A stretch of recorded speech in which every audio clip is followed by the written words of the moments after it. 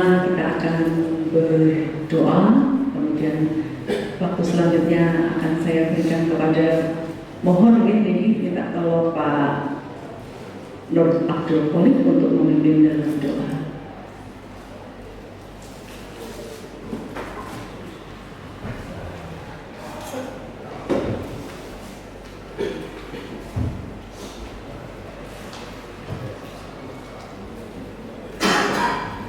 Assalamualaikum warahmatullahi wabarakatuh. Moga Bapak Ibu kita berdoa semoga acara ini diberikan kelancaran dan keberkahan dari Allah Subhanahu wa taala. Alhamdulillahirabbil alamin, hamdan syakirin, hamdan na'imin, hamdan yu'afi ni'amahu wa yukafi mazida. Ya Rabbana lakal hamdu kama yanbaghi li jalali wajhika karim wa 'azimi sultanik. Allahumma salli ala Sayyidina Muhammad wa ala ali Sayyidina Muhammad. Allahumma inna nas'aluka salamatan fid din wa afiyatan fil jasad wa ziyadatan fil ilmi wa barakatan fil rizqi wa tawbatan qabla al-maut wa rahmatan inda al-maut wa maghfiratan ba'da al-maut. Allahumma hawwin 'alaina fi sakaratina wa najatan minan nar wa 'afa inda al-hisab. Rabbana la tu'akhidna in nasina aw akhtana. ربنا ولا تحمل علينا إصرا كما حملته على الذين من قبلنا ربنا ولا تحملنا ما لا طاقة لنا به واعف عنا واغفر لنا وارحمنا أنت مولانا فانصرنا على القوم الكافرين رب زدني علما وارزقني فهما آمين يا رب العالمين ربنا آتنا في الدنيا حسنة وفي الآخرة حسنة وقنا عذاب النار والحمد لله رب العالمين. Matur nuwun Pak Kholik. Waktu selanjutnya saya serahkan kepada Bapak Nahdi selaku kurikulum mewakili Bapak Kepala Sekolah sebagai keynote speaker pada pagi hari ini. Bismillahirrahmanirrahim. Assalamualaikum warahmatullahi wabarakatuh. Alhamdulillahirabbil alamin. Puji syukur kehadirat Allah Subhanahu wa taala. Hari ini kita semuanya masih diberi kenikmatan kesehatan, kenikmatan iman, sehingga Bapak Ibu, saya semuanya masih diberi kesempatan untuk hadir di sini dalam rangka memenuhi undangan dari kepala sekolah untuk pengimbasan guru penggerak. Ya. Yang kami hormati Bapak Abdul Kholik dan Bu Astuti, hari ini yang akan menyampaikan pengimbasannya selama yang sudah dilakukan selama ini pada guru penggerak.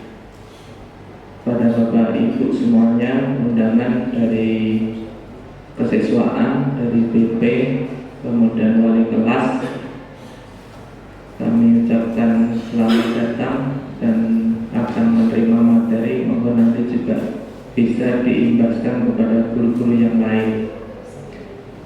Permohonan maaf dari Bapak Kepala Sekolah, hari ini tidak bisa membuka acara dan diwakilkan kepada saya untuk sekedar memberikan beberapa informasi dari sekolah.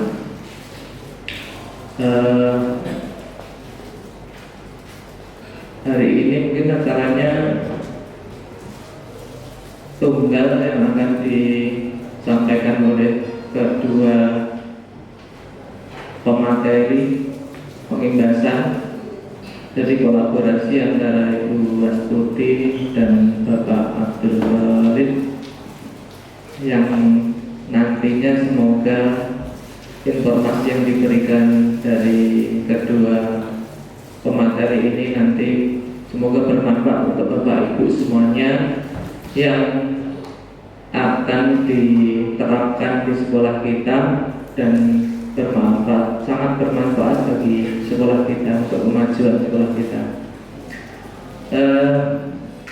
Mungkin ada itu yang nanti diikuti sampai selesai. Pesannya Pak Aris mau diikuti sampai selesai Bapak Ibu wali kelas dan dari kesiswaan. Ada lagi dari kurikulum titipan mungkin kami sampaikan kepada wali kelas dari kesiswaan. Nanti setelah pertemuan ini mungkin akan saya jadwalkan untuk mengetahui lebih dalam tentang penggunaan aplikasi Kejar ID di bidang kesiswaannya. Dan sekarang saya kalau disuruh menjawab beberapa yang ditanyakan tentang kehadiran biaya ngecek dari wali kelas dan lain sebagainya, itu memang tidak di ranahnya kurikulum. Saya hanya langsung tanya kepada tim pengembang. Kemarin saya sampaikan kepada tim pengembang untuk memberikan materi langsung kepada yang bersangkutan menanganinya. Mungkin nanti akan saya tanya kapan bisanya dan bisa dilakukan secara online. Nanti by Zoom meeting yang bisa hadir ya di satu tempat nanti Zoom meetingnya. Kalau nggak bisa nanti langsung ke pakai Zoom meeting di tempat kerjanya masing-masing. Karena ada beberapa hal yang ada di sana yang tersangkut dengan kesiswaan, dari mulai mungkin dari BP sudah ada yang sudah buka, itu ada kebiasaan baik dan mungkin ada catatan yang kurang baik dari siswa, itu semuanya sudah diwadahi di Kejar ID semuanya. Jadi nanti mohon kerjasama dan kelonggaran waktunya untuk mengikuti itu di lain kesempatan hari ini. Itu mungkin dari dulu. Karena kalau saya sendiri yang menjelaskan, saya juga masih belum paham semuanya. Mungkin untuk hal yang perlu disampaikan dari Bapak Kepala Sekolah, dari kurikulum, saya rasa cukup itu saja. Saya ucapkan selamat untuk mengikuti kegiatan. Semoga kegiatan ini membawa manfaat yang cukup besar untuk Bapak Ibu semuanya, terutama karena di sini semua guru ya. Nanti ada sangkut pautnya dengan trik-trik mungkin dari kedua pemateri, nanti ada trik-triknya bagaimana cara mengatasi siswa dan lain sebagainya, yang nantinya itu tadi intinya semuanya dimohon untuk fokus sehingga muaranya akan ke sekolah semuanya, dan untuk kepentingan sekolah kita bersama. Nah, mungkin itu dari saya. Kami sampaikan terima kasih atas kehadirannya. Mohon maaf bila ada sesuatu yang kurang berkenan. Assalamualaikum warahmatullahi wabarakatuh. Terima kasih Pak Nardi, dan demikian kami rasa untuk pembukaan ini sudah selesai. Kemudian kita akan lanjutkan dengan kegiatan kita nantinya, Bapak Ibu. Sebelum kita masuk ke materi dan kegiatan kita sesuai judul yang dipasang oleh Mas Ros tadi, kita akan menutup pembukaan ini dengan ucapan syukur. Sekiranya Bapak Ibu ingin mengucapkan hamdalah, kami persilakan. Baik, teman-teman, Pak Nanti dan teman-teman semuanya, selamat pagi. Sebelum kita memulai, kita mau buat kesepakatan kelas dulu ya. Kita anggap ini kelas kita hari ini. Setuju Bapak Ibu? Setuju ya? Ya, Bapak Ibu nanti tuliskan di sini. Ini kesepakatan kelas kita, ya kan? Monggo nanti panjenengan tulis apapun yang menjadi keinginan Bapak Ibu. harus seperti apa. Kita mungkin kurang lebih 1 jam. Nah, Bapak Ibu punya angan-angan apa tuh gitu ya? Monggo ditulis. Bisa dimulai dari Mas Fajar atau siapa saja. Bapak Ibu, kesepakatan kelas ini bisa kita praktekkan di kelas kita. Dan alhamdulillah anak-anak itu setelah membuat kesepakatan itu cenderung kontinu, Pak. Jadi kayak contoh misalnya ya, disepakati tidak membuang sampah di dalam loker gitu kan. Sehingga ternyata pada hari berikutnya itu sudah kita diterapkan di kelas itu. Contoh kayak misalnya nggak boleh bolos. Jadi anak-anak yang sudah membuat komitmen ini, kesepakatan ini juga bisa menerapkan. Nah, termasuk yang tadi di kesesuaian yang diharapkan oleh Pak Aris. Nah, jadi kesepakatan yang kemarin, monggo dilanjutkan yang belum. Monggo Bu Astuti untuk jelas disepakati. Nggih, saya bantu baca ya Bapak Ibu nggih. Yang pertama, ini ada yang menulis perbanyak ice breaking biar tidak ngantuk. Ya, masa yang bisa. Belajar dengan santai. Bisa. Yang ketiga, santai. Yang keempat, bila perlu ada coffee break. Oh, cocok. Oh iya. Bisa di ruang guru ada itu. Yang kelima, diskusi kelompok. Yang keenam, bikin kelas yang selalu gembira. Kayaknya ini ya, kita tidak mau stres ya wali kelas ya. Semangat ya wali kelas. Jangan takut sama Pak kurikulum yang muka-muka masalah absen dulu ya. 7, tidak ada prioritas dan proses gimana?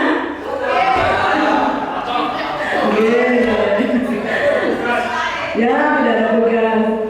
8, berpakaian rapi dan saling menerima perbedaan di antara teman-teman. Nah, setuju. Boleh mengangkat telepon apabila penting. Nah, setuju.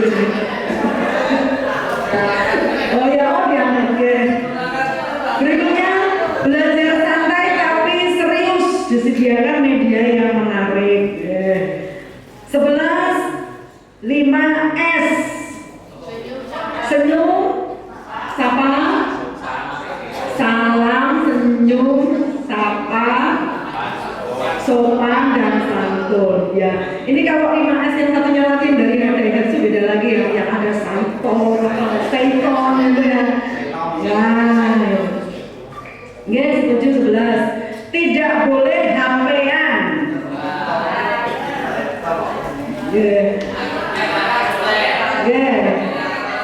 Ya, maksudnya tidak bermain HP di saat kita dalam sesi ini.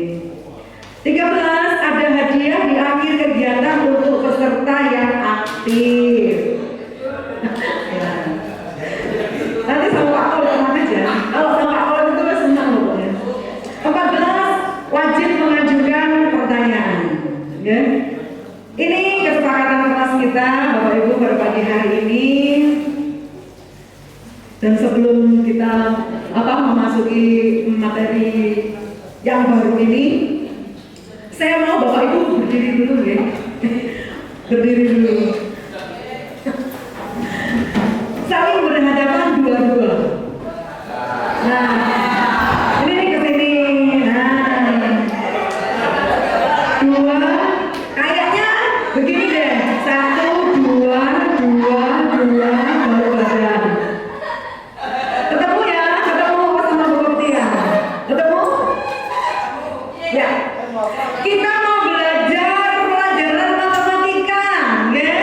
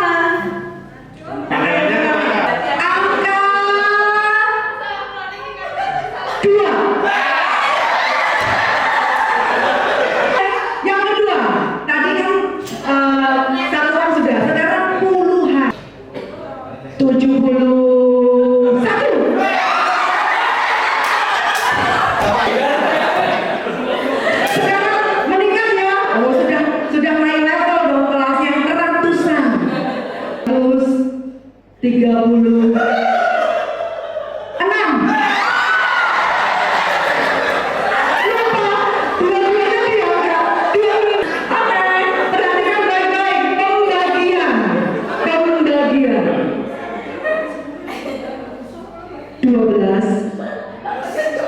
Dibagi 3.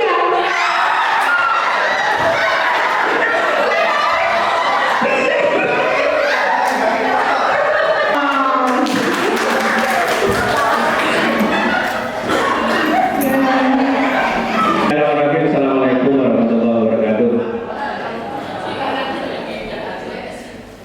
Bagaimana Bapak Ibu?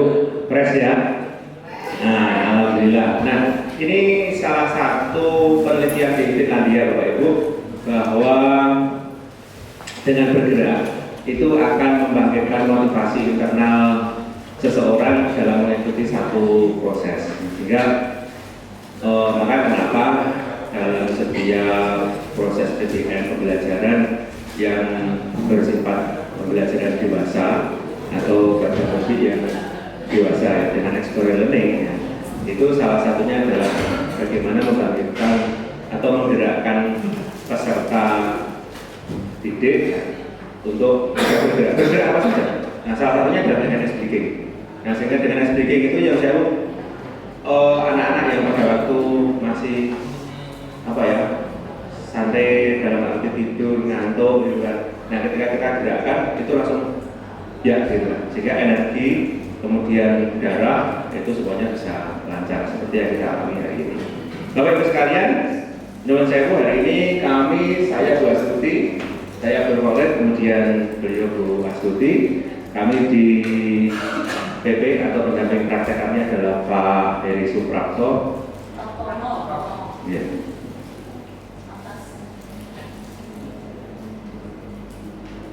Pak Heri Praptono MPD, ini pengajar praktek kami, kepala SMP 2 Pacitan. Sekarang kita ditanggih. Terus kemudian untuk hasil kami, Bu Nur Laini, beliau pengawas di Madura. Nah, hari ini kami akan berbagi kepada panjenengan berkaitan dengan budaya positif. Apa itu budaya positif? Nah, nanti kita pelan-pelan akan sampaikan kepada Bapak Ibu wali kelas di SMKN Pacitan, dengan harapan apa yang kita diskusikan hari ini sebagai salah satu referensi dalam mendampingi nanti bagaimana anak-anak kita bisa berkembang. Nah, setelah Bapak Ibu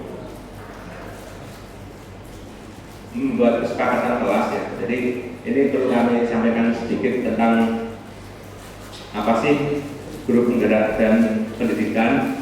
Kita hanya mencoba mengingatkan ada salam, itu salam dan bahagia. Nanti kalau saya bilang pendidikan, jawabnya salam dan bahagia. Pendidikan? Salam. Pendidikan? Salam. Nah, kenapa salam dan bahagia? Karena pendidikan itu menurut Ki Hajar Dewantara, pendidikan adalah tuntunan di dalam hidup tumbuhnya segala kekuatan produk anak-anak agar mereka mendapatkan keselamatan kebahagiaan setingginya, baik sebagai manusia maupun sebagai anggota masyarakat. Jadi tugas utama guru itu adalah menuntut. Jadi kita tidak bisa merubah kodrat anak.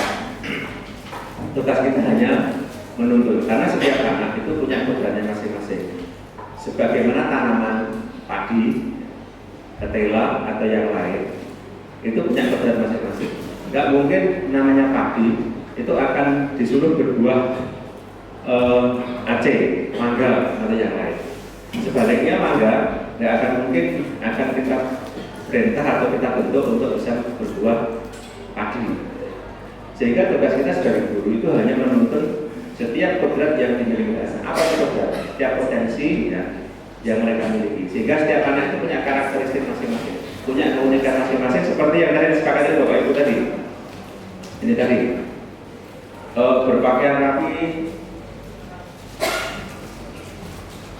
dan saling menghargai perbedaan di antara teman-teman. Nah, itulah karakteristik anak kita. Sehingga di Merdeka Belajar itu nilai berapa pun akan diterima. Kenapa? Karena memang itulah karakteristik anak-anak kita. Sehingga tidak bisa kita samakan. Jadi kalau semuanya harus skornya sama, gitu kan, mungkin akan susah. Ini karena daya tanam setiap anak berbeda-beda, sehingga nanti tugas yang diberikan kita sebagai guru salah satunya harus bisa mengenali karakteristik anak. Apa sih kemampuannya dia, apa sih bakatnya dia, bagaimana sih daya belajarnya dia, dan seterusnya. Nah itulah tugas kita sebagai guru, hanya menuntut. Kita tidak bisa membelokkan ataupun menentukan hasil akhir dari anak tersebut. Tujuan dari kegiatan hari ini adalah memahami tentang konsep-konsep budaya positif dan bisa menerapkan pada lingkungan BBM-nya. Nah dari awal tadi sudah kita mulai, sehingga hari ini full apa yang kita lakukan hari ini adalah nanti Bapak Ibu bisa implementasikan di BBM kajian masing-masing. Mulai dari membuat kesepakatan kelas, gitu kan. Ini insya Allah sebagai satu panduan, termasuk nanti membantu Pak Joko selaku kesiswaan di dalam mendisiplinkan anak kita. Idealnya memang di dalam manajemen kelas sebelum kita mulai PBM itu kan idealnya memang ada kesepakatan belajar. Kalau di kelas namanya kesepakatan belajar. Tadi sudah kita laksanakan. Nah ini yang dilakukan, monggo Bu Masudi kita tuliskan dulu. Insya Allah kita akan bersama selama 1 jam ke depan Bapak Ibu. Oleh karena itu berkenan kepada Bapak Ibu nanti untuk membuat harapan kira-kira materi budaya positif ini, harapan apa yang ingin Anda dapatkan dari ruangan ini nanti. Jadi setelah lepas dari ruangan ini, apa-apa yang ingin Anda peroleh. Monggo Bapak Masudi itu depan. Bagi yang sudah, silakan untuk ditempelkan di depan. Tempelkan di sini, Bapak Ibu.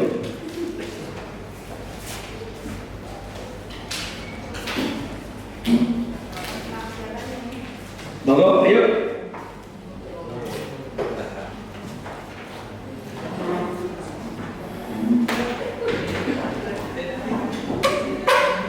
Monggo yang belum.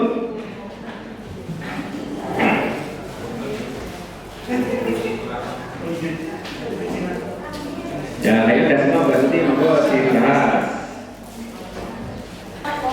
Harapan kelas kita nih Bapak Ibu, kalau di sana misalnya Pak Khalid seperti itu siswa, dan ini adalah kita, ini pohon kita. Saya bacakan dari atas. Dapat merekonstruksi budaya positif untuk diterapkan di dalam kelas saya. Pemahaman baru tentang budaya positif, mendapat ilmu yang bisa diterapkan di kelas, tambah ilmu untuk diterapkan dalam pembelajaran, dan yang terakhir lebih baik bertambahnya ilmu yang bermanfaat. Tepuk tangan untuk Bapak Ibu semuanya. Ini harapan panjenengan doa kita semuanya semoga tercapai. Ada beberapa pertanyaan pematik. Bapak Ibu nggak harus menjawab semuanya itu, pilih saja. Nantinya kita bagi kelompoknya ini, per bangku ini sudah satu kelompok ya kan, bertiga itu satu kelompok. Ini ya, kelompok 1. Ini pertanyaan 1, 2. Kelompok 2, 3, 4. Kelompok 3 di mana? Waktunya 2 menit cukup ya? Ya, oke. Bapak Ibu, kelompok 1 sudah? Ya.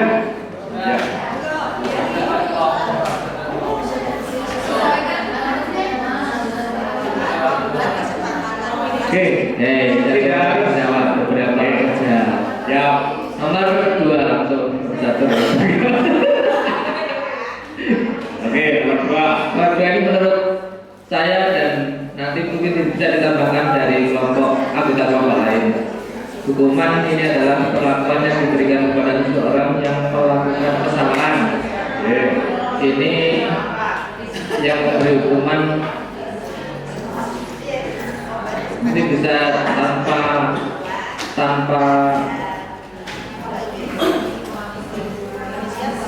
kesepakatan antara yang diberi hukuman dan yang memberi hukuman.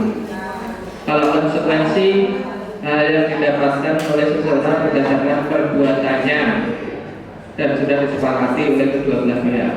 antara yang memberi hukuman, yang memberi konsekuensi maupun yang kalau restitusi nggak tahu, bisa ditambahkan dari anggota kelompok lain.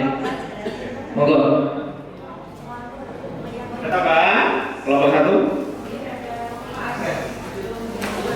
Yang nomor 1. Oh, nomor 1, monggo Bu Yani.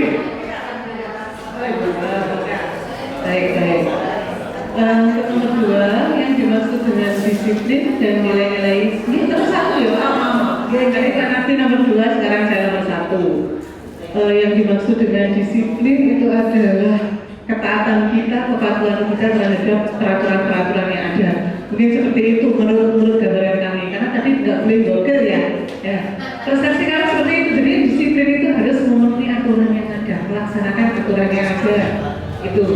Kemudian yang kedua, nilai-nilai kebajikan universal, yaitu nilai-nilai kebaikan yang diakui oleh masyarakat yang ada di sekitar atau sekelompok masyarakat tertentu.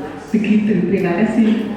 Tepuk tangan untuk kelompok 1. Terima kasih waktu yang telah diberikan. Mewakili kelompok kami untuk menjawab soal nomor 3, merumuskan keyakinan kelas sesuai hasil diskusi kelompok kami. Yang pertama, membuat kesepakatan kelas sesuai kebutuhan, keadaan sosial dan ekonomi. Yang kedua, mengidentifikasi kekurangan dan kelebihan kelas. Yang ketiga, keaktifan siswa di dalam. Terima kasih. Yang nomor 4 belum ya? Nomor 4. Oh, bukan ya.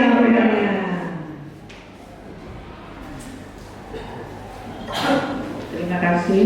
Saya melanjutkan menjawab untuk nomor 4, yaitu apa yang Anda pahami terkait kebutuhan dasar manusia.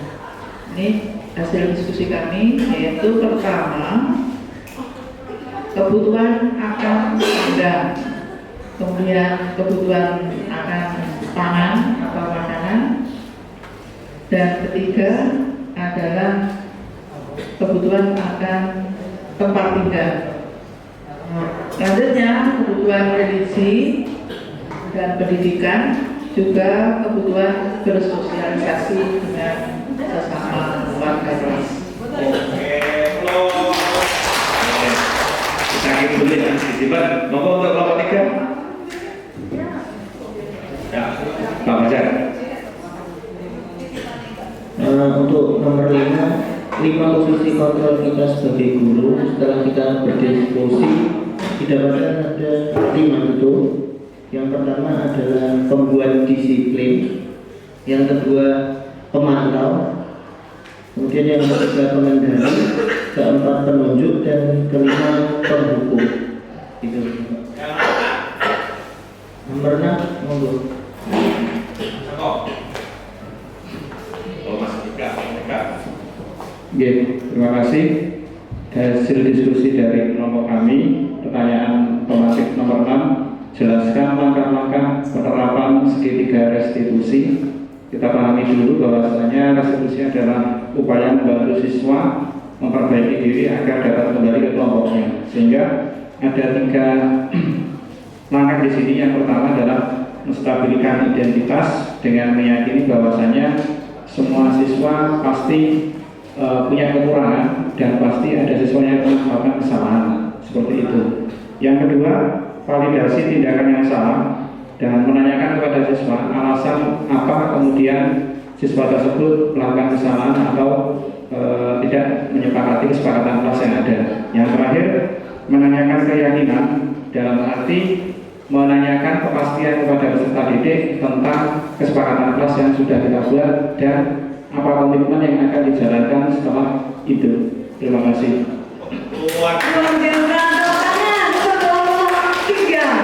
Bapak Ibu, jawaban panjenengan itu hebat. Nah itu benar semuanya ya kan. Kalau saya setuju sekali. Sepertinya Bapak Ibu sudah menjalankan apa yang menjadi tugas utama seorang guru dengan baik. Seperti tadi di awal saya mengatakan, kegiatan hari ini bukan bermaksud kami untuk mengajari atau menggurui, karena saya percaya panjenengan semua itu sudah menjadi guru yang baik bagi putra-putri kita. Tepuk tangan bagi Bapak Ibu semuanya. Oke, jawabannya sudah tepat semuanya, tapi kita akan bahas satu-satu. Monggo Pak Pauli yang pertama, saya bantu slide-nya.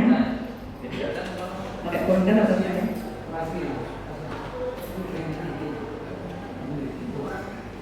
Nah, Bapak Ibu, sebelum kita ke sini, ya, kita bermain lagi. Kita bermain lagi, ya. Ini pokoknya cuma bermain dan bermainnya. Tangannya, salah satu tangan di taruh di depan, Bapak Ibu. Oke. Kemudian, halo. Pendidikan. Pendidikan, salam dan bahagia. Oke. Ya, memang salah tujuan dari pendidikan itu adalah membuat anak menjadi orang yang selamat, ya, dan bahagia, baik sebagai pribadi ataupun nanti sebagai warga masyarakat. Itu tujuan dari pendidikan adalah ke sana. Oke. Oke, silakan tangannya di depan, salah satu. Kemudian kepalkan. Sudah? Lepaskan. Lagi kepalkan. Tapi Bapak Ibu menolak untuk membuka, ya. Nanti ketika saya perintahkan buka, Bapak Ibu, ya, lepaskan. Nah, masih ada yang buka, masih ada yang buka. Oke. Oke. Ulangi ya. Kepalkan lagi. Silakan dibuka. Bu Ika, kenapa nggak mau kepal? Ya.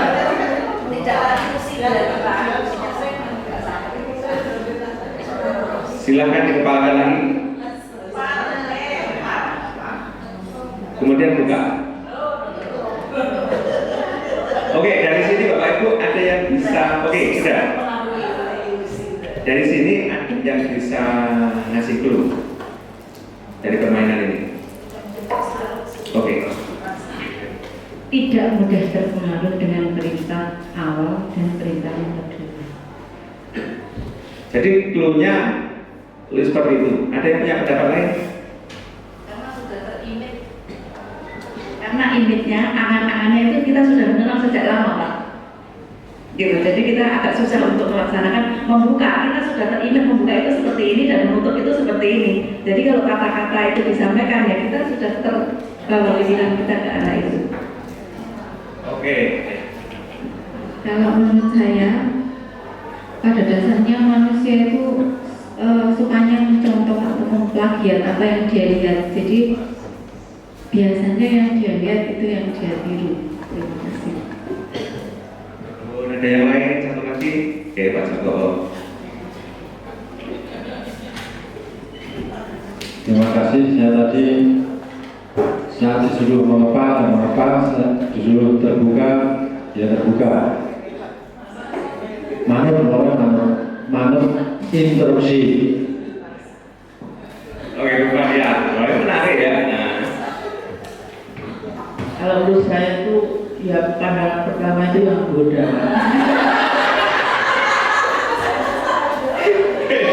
Ada yang lain? Cukup ya. Nah,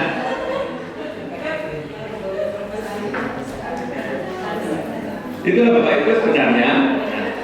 Kita sebagai guru, kadang-kadang kita tuh kan pengen mengatur anak-anak kita. Pokoknya kamu harus begini, kamu harus begini. Nah, padahal setiap individu itu punya pendirian masing-masing yang terkadang tidak bisa kita arahkan. Gitu. Tadi anak itu kan punya potensi masing-masing. Tapi yang di depan kita sampaikan bahwa tugas kita sebagai guru itu hanya menuntut. Gitu. Kalau misalnya anak itu basicnya memang dia seniman gitu kan, untuk kita paksa menjadi seorang ahli matematika sudah tidak akan bisa. Jadi kalau yang lain misalnya ya pintar matematika nilainya 9, 8 gitu kan, tapi dia basicnya di seni gitu kan, nggak mungkin dia akan bisa fokus ke matematika. Mungkin nilainya malah di bawah 6, tapi di nilai kesenian di tempatnya Bu Hidayati dia skornya bisa jadi 10. karena memang basicnya di situ. Bagi anak-anak yang punya basic motorik, itu di prakteknya dia luar biasa. Tetapi kemudian di kemampuan bahasa mungkin dia lemah. Itulah anak-anak kita yang harus kita pahami dan nggak bisa kita paksa-paksakan. Jadi kadang-kadang guru itu memiliki ilusi untuk mengontrol semua murid-muridnya. Kamu harus begini, kamu harus begini. Ini yang tidak bisa kita paksakan. Yang kedua, bahwa ilusi itu adalah kritik dan membuat orang merasa bersalah dapat menguatkan karakter. Jadi ilusi bahwa kritik dan membuat orang merasa bersalah dapat membuat karakter. Kadang-kadang kita sebagai guru itu mengkritik anak, menjatuhkan mereka dengan harapan mereka untuk menjadi lebih baik. Tapi ternyata dari hasil penelitian tidak. Jadi dengan kita mengkritiknya dan merasa dia bersalah dengan apa yang dia lakukan, itu justru akan mendorongkan dia, membuat anak itu menjadi malah turun. Jadi malah nggak bisa bangkit. Terus yang ketiga, ilusi bahwa semua penguatan positif efektif dan bermanfaat. Nah, kadang-kadang kita memberikan beban itu seolah-olah bermanfaat. Padahal dengan adanya reward, dan nanti akan kita bahas di sesi berikutnya, di materi berikutnya, itu justru akan lebih banyak negatifnya, karena akan menimbulkan persaingan yang negatif. Jadi terus yang terakhir, ilusi bahwa orang dewasa memiliki hak untuk memaksa. Nah ini yang sering terjadi, kita sebagai orang dewasa kok kayak bocah itu manut gitu, terutama kita kalau di keluarga sebagai orang tua kadang-kadang, karena anak itu kan, murid itu kan juga anak. Ini kadang-kadang orang tua memaksakan kehendak gitu kan, bahwa kita punya hak untuk memaksa mereka supaya mengikuti kita. Jadi bahwa mereka tidak punya otoritas.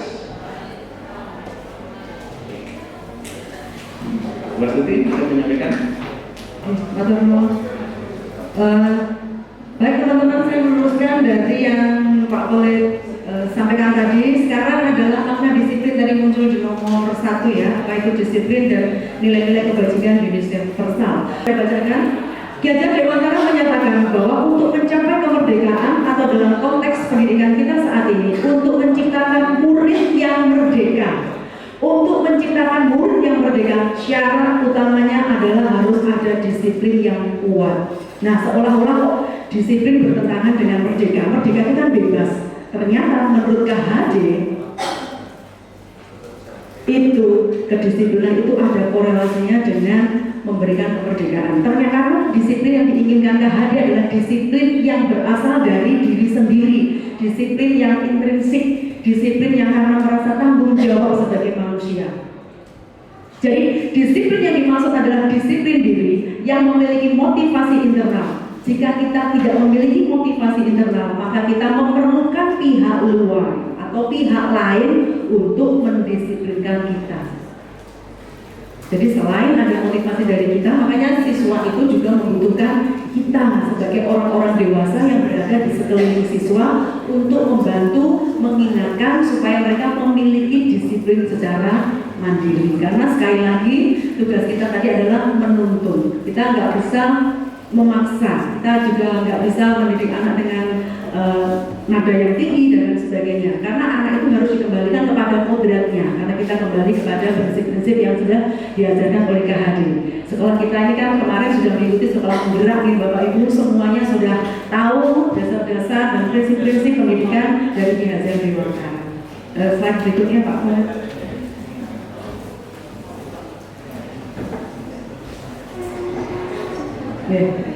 Sedangkan nilai-nilai kebajikan universal ini adalah kebajikan yang tidak dibatasi oleh suku, negara dan sebagainya. Ini merupakan kebajikan yang semua orang menganggapnya itu sebagai nilai-nilai moral dan itu layak untuk dihormati. Itu maksudnya nilai-nilai kebajikan universal. Tidak maksudnya begini, nilai universal itu disepakati bersama ya, lepas dari suku, bangsa, agama, bahasa maupun latar belakangnya. Nilai-nilai ini merupakan payung besar dasar dari sikap dan perilaku kita. Nilai-nilai ini merupakan fondasi atau dasar dari saat kita berperilaku. Kalau di sini salah satunya yang sudah disepakati oleh kita masyarakat Indonesia dikatakan yang sesuai dengan nilai-nilai universal yang kita miliki sekarang ini adalah profil pelajar Pancasila. Itu juga termasuk nilai universal. Ada beriman, bertakwa kepada Tuhan Yang Maha Esa dan berakhlak mulia, mandiri, bernalar kritis, berkebinekaan global, bergotong royong dan kreatif. Saya percaya Bapak Ibu hafal semuanya. Selain daripada ini juga ada lagi nih Bapak Ibu. Kalau saya punya di sini itu sikap murid, termasuk saya tidak tahu silakan ada tidak ya. Termasuk sikap murid itu merupakan sesuatu yang universal dan disepakati oleh semua, termasuk kita, bahwa kita itu memiliki rasa toleransi. Itu juga nilai kebajikan universal. Jadi tidak terkungkung hanya tentang profil pelajar Pancasila saja, tetapi tentang toleransi, rasa hormat, integritas, mandiri, menghargai, antusias, bahkan empati. Kita masih sama-sama belajar untuk membangkitkan bukan hanya simpati tapi empati, juga komitmen gitu. Bahkan ada yang mungkin pernah mengikuti seminar-seminar berikutnya atau sebelumnya gitu ya, itu tentang 9 pilar karakter. Saya juga baru ini menurut saya ini ada cinta Tuhan dan segenap ciptaannya, kemandirian, tanggung jawab dan lain sebagainya. Oke, kalau lebih itu nilai-nilai kebajikan universal. Mungkin slide berikutnya. Di sini teori motivasi perilaku manusia seperti yang saya jelaskan tadi, yang diharapkan oleh kita sebagai orang dewasa dalam mendidik anak-anak kita, termasuk kita dalam menjalani kehidupan sendiri, itu adalah memiliki motivasi secara internal. Jadi secara kita mandiri ya, anak-anak diharapkan juga demikian. Itu tugas kita bersama untuk menuntun anak-anak seperti itu. Nah, ini tentang dihukum oleh penghargaan. Oke, tadi ya masalah hukuman tadi. Ternyata penghargaan itu juga bisa menjadi hukuman bagi anak-anak kita. Bapak Ibu, waktu saya mengikuti kegiatan ini, saya tidak hanya fokus untuk siswa saya, karena saya juga punya anak di rumah. Dan ini sangat membantu saya dalam mendidik anak saya, ponakan saya yang tinggal serumah sama saya, bahkan komunitas kaum muda di tempat di gereja saya itu sangat membantu. Jadi saya sangat dibukakan kalau sementara ini mungkin saya mendidik mereka dengan cara saya, dengan apa yang sudah saya terima dari nenek moyang saya. Ternyata itu menurut KHD itu salah. Saya merasa sangat kayak berdosa gitu waktu membimbing, memberi tuntunan kepada anak-anak di sekitar saya ini. Jadi anak-anak juga ternyata itu kalau jangka panjang ada efek jangka panjang saat ada penghargaan yang diberikan kepada anak-anak. Karena ya pemahaman mereka itu akan jadi ilusi juga bagi mereka. Oh, aku dipuji karena aku pintar. Suatu kali dia merasa mungkin nilainya rendah gitu ya, dan dia merasa nggak ada pujian. Nah itu sangat mengganggu psikologi anak ternyata. Kemudian poin berikutnya adalah penghargaan itu menghukum, ya kan? Kemudian penghargaan mengurangi ketepatan, penghargaan juga tidak efektif, penghargaan merusak hubungan seperti yang Pak Polis bilang tadi. Kenapa sekolah kita nggak ada rankingan sudah beberapa waktu ini? Kalau hanya untuk melihat total nilai aja mungkin kita bisa, tapi kita tidak terlalu ya untuk rankingan itu. Terhadap anak-anak kita sendiri pun mungkin panjenengan punya putra lebih dari 1, kita bisa harus bersikap adil kepada anak-anak kita juga di rumah. Saya begitu ya Pak Polis. Tadi sudah ya. Ini tambah lagi penghargaan pemeran kualitas, penghargaan mematikan kreativitas karena dia hanya terkungkung dengan hal yang itu saja. Dan penghargaan mengurangi motivasi secara intrinsik. Jadi dia melakukan itu karena ada penghargaan, melakukan karena ada reward dan lain sebagainya. Jadi kurang motivasi dari dalam dirinya. Nah, ini ada bentuk-bentuk apresiasi yang bisa diberikan secara khusus, pribadi, bergantian. Kemudian fokus pada proses. Saya percaya kalau pemberian apresiasi ini panjenengan ini sudah memiliki trik tersendiri bagi anak didik semuanya. Jadi mungkin kalau dalam ungkapan bahasa Jawa itu loh Bapak Ibu ya, semangat tanpa sambat ya. Nah seperti itulah kita sendiri aja mempromosikan kalau kita sedang kerja itu jangan karena dipantau, karena mau ada penilaian, karena ada takut dimarahin gitu. Itu juga kita mau belajar apa yang kita rasakan, kita juga transfer ke anak-anak. Nah sekarang ke restitusi Bapak Ibu. Ini waktunya sudah. Oh ya, ini yang contohnya Bapak Ibu ya tadi.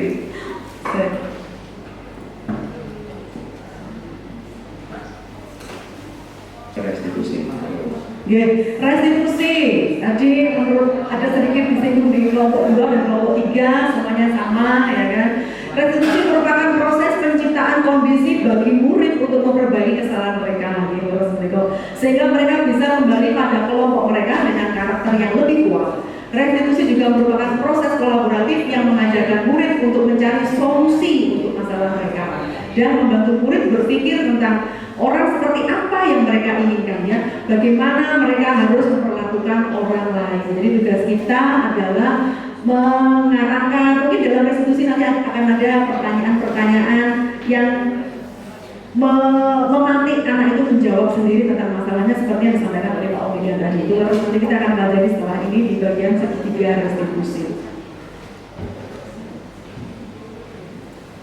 Nah kalau ini yang masalah konsekuensi, restitusi dan hukuman ini bedanya apa gitu ya. Kalau hukuman itu seolah-olah membuat ada makna negatif di dalamnya, Bapak Ibu bisa membaca sendiri terlalu kecil ya. Tapi paling tidak tahulah apa yang dimaksud dengan hukuman. Itu merupakan sesuatu yang menyakitkan, gak nyaman, membuat anak itu yang kira-kira seolah jadi korban itu merasa kok gak adil ya, tersakiti juga. Itu seolah-olah memberikan label siswa yang gagal, anak yang gagal, gitu. Memberikan identitas yang gagal kepada anak tentang hukuman. Kalau konsekuensi ini sesuai dengan aturan. Memang tidak nyaman bagi yang melakukannya. Misalnya sepatu harus hitam. Kalau pas sepatu nggak hitam, sepatunya dilepas. Atau jam masuk sekolah itu jam 7 pagi. Kalau terlambat ya keliling lapangan atau pusat dulu dan sebagainya. Itu contoh-contoh konsekuensi. Jadi diarahkan kembali ke peraturan-peraturan di sekolah. Jadi netral sih, kondisinya netral. Anak diajak menghormati peraturan. Tapi ini yang lebih bagus lagi yang sekarang ini yang baru bagi saya. Kalau Pak Ibu mungkin sudah pernah mendengar, tapi kalau bagi saya ini baru. Ini adalah yang lebih di atasnya netral, yaitu ada kata positif di atasnya, kan? Yaitu restitusi. Restitusi ini merupakan penguatan dan ini memiliki jangka waktu yang panjang jika kita terapkan kepada anak didik kita. Jadi dia tahu kesalahannya apa, dia bisa mencari solusi untuk masalahnya. Kalau guru BK kayaknya ini sudah terbiasa melaksanakan restitusi. Mungkin kalimatnya baru tapi sudah menerapkannya gitu. Ya menikah. Slide berikutnya, ini ciri-ciri restitusi ya Bapak Ibu. Ciri-cirinya mungkin panjenengan saya percaya sudah melakukan ini. Hanya saja nggak ngerti kalau itu adalah restitusi. Yang pertama, bukan untuk menebus kesalahan, namun belajar dari kesalahan. Untuk memperbaiki hubungan, merupakan tawaran, bukan paksaan. Kok datangnya terlambat kenapa nak? Saya makan di kantin dulu, kok sampai makan di kantin pagi-pagi kenapa? Saya kok pagi-pagi belum bu di rumah, nak bu. Terus lagi mau nyendok belum habis. Ya gimana kalau saya mau tinggal? Bukan paksaan tawaran. Restitusi menuntut untuk melihat ke dalam diri. Jadi dia akan mengenali dirinya sendiri. Restitusi mencari kebutuhan. Sehingga nanti anak tahu, kayak misalnya tadi, oh Pak, saya baru terlambat. Terus apa yang akan kamu lakukan setelah hari ini? Oh kalau begitu, saya akan bangun untuk lebih awal. Caranya bagaimana? Nah tadi ada alarm. Oh nanti minta tolong ibu saya untuk membangunkan. Adakah cara yang lain? Jika ada alternatif. Oh kalau begitu saya mau tidurnya sebelum jam 10 misalnya. Karena selama ini saya tidur setelah jam 10, mungkin jam 1, jam 2 dan seterusnya. Nah disitu ada alternatif yang dia buat. Itu langkah-langkahnya. Ini ada sedikit video mungkin bisa ditonton, bisa diklik. Salam dan bahagia Ibu dan Bapak Guru hebat.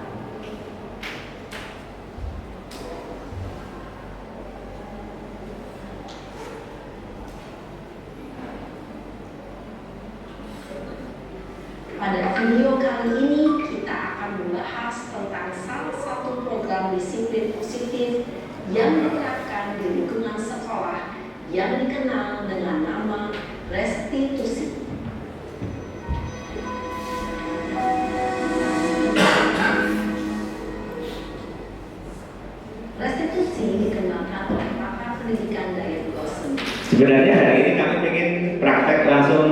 realisasi kepada Bapak Ibu sekalian ya.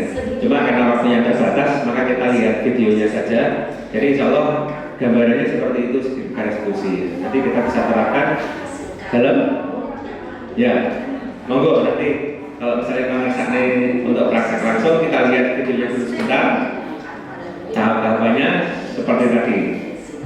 Sehingga penanaman nilai-nilai kebajikan dapat tumbuh dan berkembang menjadi suatu kebiasaan positif yang akhirnya membentuk karakter. Proses dialog ini terdiri dari 3 langkah yang ditekankan pada ketiga sisi pada segitiga restitusi. Sisi pertama adalah menstabilkan identitas. Sisi yang kedua adalah validasi tindakan yang salah. Dan sisi yang ketiga adalah menanyakan keyakinan. Ibu dan Bapak Guru, berikut ini akan ditunjukkan bagaimana seorang guru berada dalam posisi manajer menggunakan penerapan segitiga restitusi.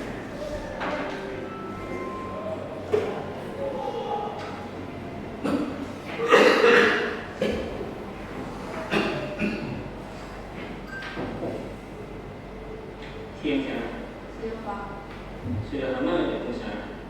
Kenapa hari ini ada di sini? Kesel Pak, kesel banget. Masa aku dikatain tukang fitnah Pak? Ya aku marah lah. Aku udah dikatain TK di depan kelas. Kesel banget. Oh begitu. Ya pasti kamu marah dan kesal. Bapak juga akan marah apabila ada yang menyebut Bapak seperti itu. Kemudian pada saat itu kamu mau melakukan apa? Ya saya harus memakai TK lah Pak. Kesel banget. Saya bentak-bentak dia di depan teman-teman lain. Oh begitu. Pasti kamu melakukan seperti itu karena suatu alasan tertentu kan? Iyalah, masa saya diam saja Pak? Ya saya bela diri lah. Masa saya dituduh tukang fitnah? Ya wajar lah. Mempertahankan harga diri itu sesuatu yang penting buat kamu. Untung kamu tidak lebih gagal lagi. Hanya membentak-bentak. Iya Pak. Untung saya masih bersabar dan hanya membentak saja. Sudah gemes padahal saya pasti bela diri lah. Ya pasti ya. Tapi kamu memilih untuk tetap bertahan dan bersabar. Kamu memilih untuk tidak berbuat lebih parah lagi kan? Nah, sekarang coba kita lihat lagi tindakan kamu yang bentak-bentak Eka di kelas. Tindakan kamu itu kira-kira sesuai dengan keyakinan kelas atau prinsip kamu tidak? Enggak lah Pak. Capek Pak jadi pemarah. Jadi keyakinan atau prinsip mana yang sesuai dengan keinginan kamu? Ya, saya sebenarnya sangat menghargai orang lain. Mungkin saat itu saya menjadi emosi, jadi tidak menentukan sikap itu. Kamu meyakini tidak? Menghargai orang lain itu penting buat kamu. Yakin lah Pak. Iya, setuju. Kita harus saling menghargai. Namun ada juga keyakinan yang kita sepakati yang perlu kita jalankan apabila kita sama. Ya, saya bisa lebih proaktif, mulai dengan diri sendiri. Saya bisa jadi lebih sabar, dan lebih hidup, berpikir mau apa selanjutnya. Kira-kira kamu bersedia memperbaiki masalah ini tidak? Sedia Pak. Kalau kamu memperbaiki masalah ini, kamu akan menjadi orang seperti apa? Saya akan menjadi orang yang bertanggung jawab kali ya Pak. Dan senantiasa proaktif. Iya, menurut kamu bagaimana rasanya menjadi orang seperti itu? Ya nyaman lah, bangga bisa bersabar dan menahan diri. Baiklah kalau begitu. Yuk kita pikirkan bagaimana memperbaiki masalah ini.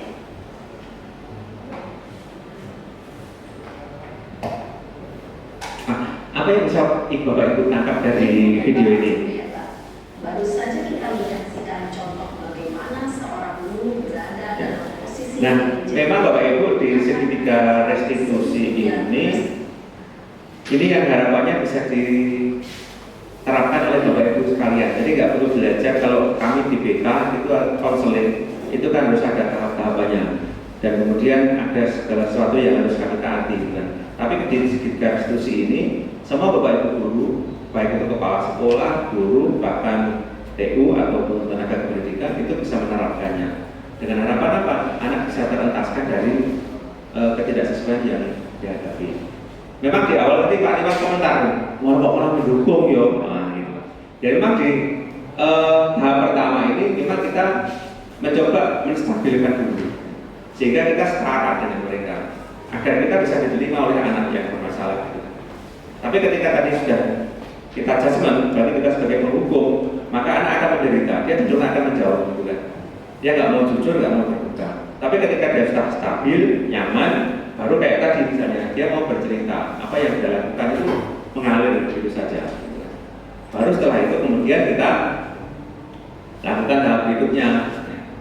Apakah betul perbuatan tersebut, gitu kan? Terus baru kemudian keyakinannya kita munculkan. Syaratnya apa Bapak Ibu? Sertifikat restitusi ini bisa terlaksana ketika ini Bapak Ibu kesepakatan kelas itu kita mulai. Sehingga nanti pada waktu menjalankan sertifikat restitusi, pada waktu di keyakinan ada sesuatu yang kita flashback. Keyakinan apa yang sudah kita langgar? Anak kemudian menyadari, oh iya Bapak Ibu dan saya ini melanggar keyakinan kelas untuk menghormati orang lain, sehingga kemarin saya mengata-katai si A. Jadi akan muncul keyakinan itu, kemudian kita arahkan apa yang setelah ini akan Anda lakukan. Ya Bapak Ibu, itu sedikit gambaran tentang sertifikat restitusi. Semoga nanti bisa menjadi gambaran Bapak Ibu sekalian dalam mendampingi putra-putra ketika menghadapi masalah. Nah ini beberapa, ya nanti insya Allah di lain waktu kita mempraktekkan bagaimana melaksanakan sertifikat restitusi. Bapak Ibu sekalian, ini sedikit sampel ya dalam melaksanakan budaya positif seperti yang sudah dijelaskan tadi. Di antaranya dalam membuat kesepakatan kelas, kemudian bagaimana kita membuat satu pembelajaran yang berpihak kepada siswa, ya. Jadi kayak tadi dengan memulai dengan menggunakan speaking, jadi bagaimana anak bisa bergerak, kemudian yang melaksanakan adalah siswa, jadi dari siswa oleh siswa untuk siswa, jadi kita hanya sebagai fasilitator saja. Kemudian melaksanakan pembelajaran mandiri di kelompok itu sebagai satu pelibatan dan juga memenuhi kebutuhan anak, ya. Jadi setelah mereka kita berikan tugas, insya Allah juga akan berjalan. Jadi mereka membagi sendiri tugasnya Pak. Terus yang berikutnya adalah berperan sebagai manajer, bukan berperan sebagai kontrol-kontrol yang lain. Dan yang terakhir adalah penerapan budaya sertifikat restitusi dalam memberikan layanan kepada peserta didik. Bapak Ibu sekalian, setelah kita berdiskusi selama beberapa menit ini, apa yang bisa ditarik kesimpulan Bapak Ibu? Monggo ada salah satu yang bisa memberikan review. Jadi itu kesimpulan Bapak Ibu. Boleh? Silakan. Jadi sebelum review kita buka sesi pertanyaan dulu ya, Mbak Siti ya. Terima kasih untuk kesepakatan kelas itu di kelas saya kemarin itu kan sudah dibuat Pak. Tetapi kemarin kan saya cek itu ternyata kesepakatan yang dibuat kemudian yang sudah ditempel di kelas itu dirusak oleh kelas lain karena kebetulan kelasnya kan gantian. Kemudian kenapa kok dirusak? Katanya nggak tahu Bu gitu. Terus kemarin terus gimana nanti gitu? Apakah kalian masih ingat dengan kesepakatan yang sudah dibuat? Gitu? Ada yang ingat, ada yang lupa gitu. Kemudian kemarin saya sarankan silakan buat lagi gitu. Terus menurut Pak Khalid dan Bu Astuti, apa yang langkah yang harus saya lakukan dengan adanya kejadian seperti itu? Apakah kita memang harus membuat lagi atau bagaimana gitu loh Pak? Kemudian bagaimana untuk menjaga kesepakatan kelas yang sudah dibuat itu bisa berjalan dengan bisa anak-anak itu bisa konsekuen gitu loh dengan apa yang sudah dibuat. Karena seperti yang sudah saya lihat beberapa minggu ini, kesepakatan itu dibuat tetapi banyak juga yang masih melanggar. Terima kasih. Assalamualaikum warahmatullahi wabarakatuh. Oke Bapak Ibu, untuk kesepakatan kelas, ini kebetulan di tengah-tengah kita juga ada Pak Joko selaku kesiswaan. Idealnya memang kesepakatan kelas itu setelah tertempel agar tidak mudah rusak atau hilang, itu memang idealnya nanti dibuatkan semacam figura ya Pak Joko ya. Jadi nanti bisa mengajukan di Sarpras ya untuk bisa direalisasikan, sehingga biar kesepakatan itu memang jadi sebuah acuan. Kayak kalau dulu namanya tertib itu kan kita buat bingkai, sehingga di setiap kelas itu akan utuh gitu kan. Nah nanti pada waktu terjadi ketidaksesuaian dia akan kembali ke sana. Terus yang kedua yang menjawab pertanyaannya Bu Hidayati, sudah ada kesepakatan kelas, tetapi kemudian ada pelanggaran. Bisa jadi karena sudah hilang kemudian lupa, sehingga nggak terinternalisasi. Atau yang kedua, silahkan untuk dicoba nanti dengan menggunakan sertifikat restitusi ini Bu. Jadi anaknya kita ajak diskusi dengan menggunakan sertifikat restitusi, gitu kan, sehingga nanti kesadarannya bersifat internal. Jadi bukan karena eksternal. Jadi kalau eksternal itu memang tadi dampaknya nggak lama. Kalau hukuman, ya, terus kemudian kontrol sebagai pemantau atau mungkin sebagai teman apalagi, ya, itu dampaknya memang nggak lama. Tapi yang dampak lama itu adalah ketika kita sebagai posisi kontrol, sebagai seorang manajer, kemudian kesadaran itu bersifat intrinsik, itulah yang nanti akan menjadi kesadaran yang lama. Noted Bu? Ada yang lain? Bu Faria, monggo.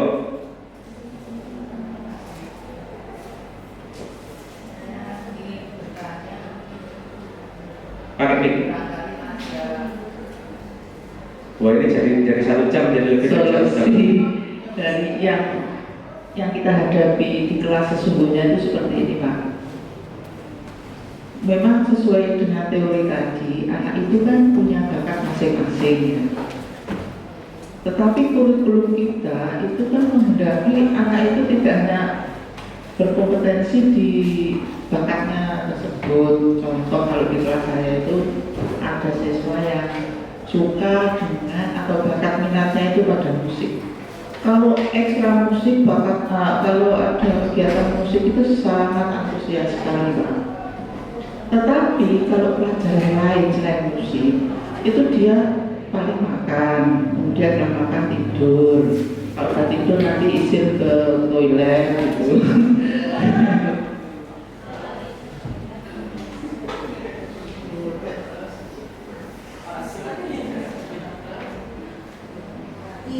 Terus mati.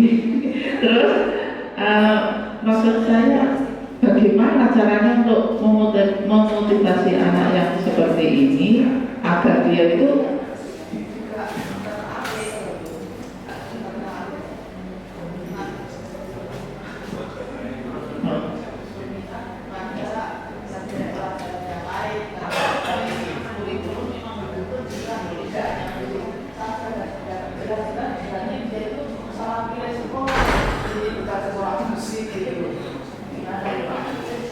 Jadi teman-teman Bu Faria, jadi kita diskusi aja nih. Jadi kalau berdasarkan tahapan itu mungkin yang pertama itu adalah kita lihat dulu kebutuhannya dia.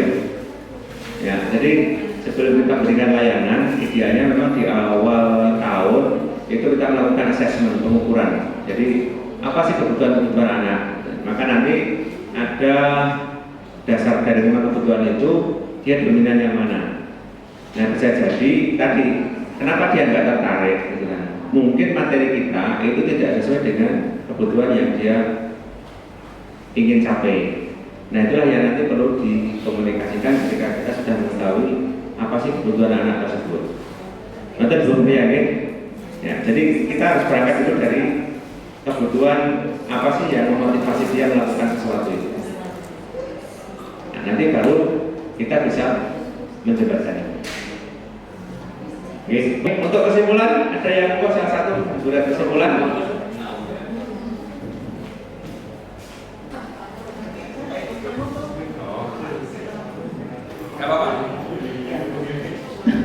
Sebagai guru kita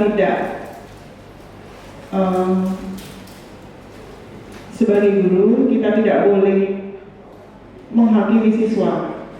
Jadi kita memfasilitasi segala kebutuhan siswa kita menjadi orang tua, menjadi sahabat, menjadi motivator, menjadi solutif dalam mengatasi segala permasalahan siswa. Kurang lebih begitu. Oke.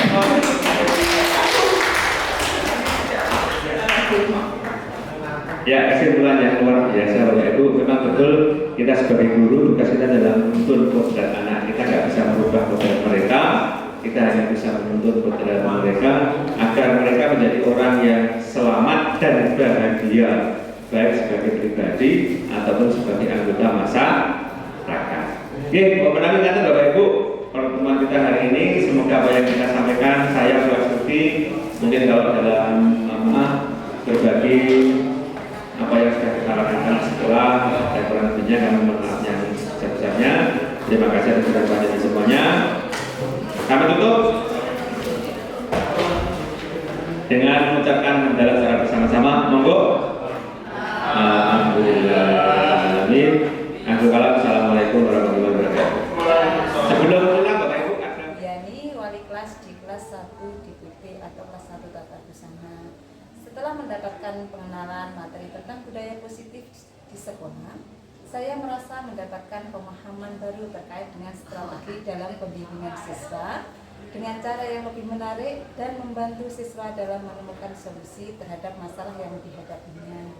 Semoga setelah menerapkan budaya positif tersebut, siswa-siswa saya dapat lebih memahami dirinya sendiri dengan cita-cita yang diharapkan dengan lebih baik lagi.